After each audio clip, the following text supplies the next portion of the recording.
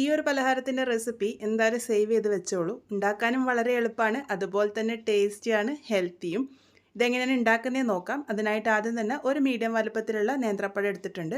അത്യാവശ്യം പഴുത്ത നേന്ത്രപ്പഴമാണ് എടുത്തിരിക്കുന്നത്. അത് ഇതുപോലെ കട്ട് ചെയ്തെടുത്തിട്ടുണ്ട്.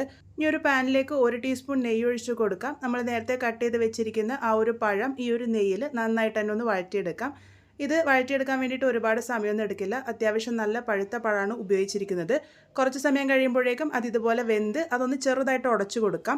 ഇതിലേക്ക് അരക്കപ്പ് തേങ്ങ ചിരകിയതും കൂടെ ചേർത്ത് കൊടുത്ത് നല്ലപോലെ ഒന്ന് മിക്സ് ചെയ്തെടുക്കാം. തേങ്ങയിൽ ആ ഒരു വെള്ളപ്പറ്റ് മാറി വരുന്നത് വരെ ഇവിടെ നന്നായിട്ട് തന്നെ ഒന്ന് മിക്സ് ചെയ്തെടുത്തിട്ടുണ്ട്. ഈ ഒരു കൂട്ട് നമുക്ക് അങ്ങോട്ടേക്ക് മാറ്റി വയ്ക്കാം. ഇനി ഈ ഒരു സെയിം പാനിലേക്ക് തന്നെ 1 ടീസ്പൂൺ നെയ്യ് കൂടെ ഒഴിച്ച് കൊടുത്തിട്ടുണ്ട്. ഇനി ഇതിലേക്ക് 1 കപ്പ് സേമിയാണ് ചേർത്ത് കൊടുത്തിരിക്കുന്നത്. ഞാനിവിടെ വറക്കാത്ത സേമിയാണ് ഉപയോഗിച്ചിരിക്കുന്നത്. ലോ ഫ്ലെയിമിൽ ഇത് നന്നായിട്ട് വറുത്തെടുക്കാം. നിങ്ങൾ വറുത്ത സേമിയാണ് ഉപയോഗിക്കുന്നതെങ്കിലും ഒന്ന് നെയ്യിൽ ചെറുതായിട്ടൊന്ന് സോട്ട് ചെയ്തെടുത്തോളൂ. ഇപ്പോൾ അത് ലൈറ്റ് ഗോൾഡൻ ബ്രൗൺ കളർ ആകുന്നത് വരെ വറുത്തെടുത്തിട്ടുണ്ട്. ഇനി ഇതിലേക്ക് 1 കപ്പ് നല്ല തിളച്ച വെള്ളം ഒഴിച്ചു കൊടുക്കാം. 1 കപ്പ് സേമിയക്ക് 1 കപ്പ് വെള്ളം ആവശ്യമായിട്ട് വരും. ഇതിനി അടച്ച് വെച്ച് ലോ ഫ്ലെയിമിൽ വെച്ച് ഒന്ന് കുക്ക് ചെയ്തെടുക്കാം.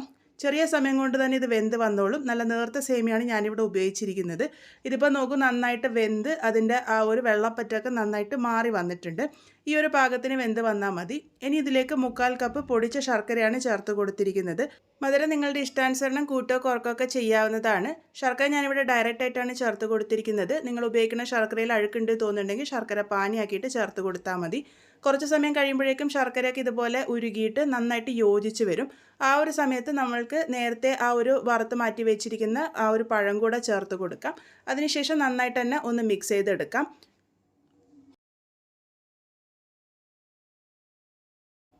ഇതിപ്പോൾ രണ്ടും കൂടെ നന്നായിട്ട് യോജിപ്പിച്ച് അതിൻ്റെ വെള്ളപ്പറ്റൊക്കെ ഒന്ന് ചെറുതായിട്ട് മാറി വരുമ്പോൾ അതിലേക്ക് 1/4 ടീസ്പൂൺ ഏലക്ക പൊടി കൂടെ ചേർത്ത് കൊടുത്തിട്ടുണ്ട്. നിങ്ങൾക്ക് ജീരകത്തിൻ്റെ പൊടിയും ചുക്കിൻ്റെ പൊടിയൊക്കെ ചേർക്കാവുന്നതാണ് ഇഷ്ടാനുസരണം. എല്ലാം കൂടെ നന്നായിട്ട് മിക്സ് ചെയ്ത് ഈ ഒരു പാകത്തിനാകുന്നത് വരെയാണ് കുക്ക് ചെയ്തെടുക്കേണ്ടത്. ഇതിപ്പോൾ ഒരു ഡോൻ്റെ പരുവത്തിലായിട്ടുണ്ട്. ഇത് ഈ ഒരു രീതിക്ക് തന്നെ കഴിക്കാം. അല്ലാന്നുണ്ടെങ്കിൽ ഇതിൻ്റെ രുചി ഒന്നും കൂടെ കൂടാൻ വേണ്ടിയിട്ട് വാഴയിലയിൽ പൊതിഞ്ഞ് ആവി കയറ്റി എടുക്കാവുന്നതാണ്. ഇതുപോലെ ഒരു ചെറിയ കഷ്ണം വാഴയില എടുത്ത് അത് വാട്ടിയെടുത്തിരുന്നു. അതിലേക്ക് ആവശ്യത്തിന് കൂട്ടുവെച്ച് ഇതുപോലെ ഒന്ന് പൊതിഞ്ഞെടുക്കാം. ഈ ഒരു രീതിക്ക് തന്നെ ബാക്കിയുള്ളതൊക്കെ റെഡിയാക്കി എടുത്തിട്ടുണ്ട്. ഇനി ഇതൊന്ന് ആവി കയറ്റി എടുക്കാനാണ് പോകുന്നത്. അപ്പോൾ സ്റ്റീമർ നേരത്തെ വെള്ളമൊഴിച്ച് ആവി വരാൻ വേണ്ടി വെച്ചിരുന്നു. ആവി നല്ലപോലെ വന്നതിന് ശേഷം നമ്മൾ ഈ തയ്യാറാക്കി വെച്ചിരിക്കുന്നത് ഓരോന്നായിട്ട് വെച്ച് കൊടുക്കാം. അതിനുശേഷം അടച്ച് വെച്ച് ഹൈ ഫ്ലെയിമിൽ ഒരു 5 മിനിറ്റ് നേരത്തേക്ക് നല്ലപോലെ തന്നെ ആവി കയറ്റി എടുത്താൽ മതി. ഇതിപ്പോൾ പാകത്തിന് റെഡി ആയിട്ടുണ്ട്.